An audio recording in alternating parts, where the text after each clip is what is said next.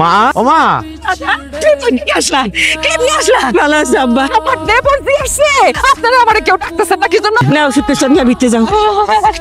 এইটা অনেক ওজন, তুমি পারবা না। তোমার আমি কত ভালোবাসি, কোনো কাজ কাজ করতেই দিই না। তুমি তোমার ঘরে কেন নিবা? পাল্টাইবো, ওর ঘরে নিয়ে যাও। ছোট দাও। আমার ঘর তো নিরাপদ আম্মা, তার ঘরটা অত নিরাপদ না আম্মা। দেও দেও, রাতে দেও। সাবধানে রাখবো কেমন? যা ঘরে যা। সাবধানে রাখবো সুটকেস।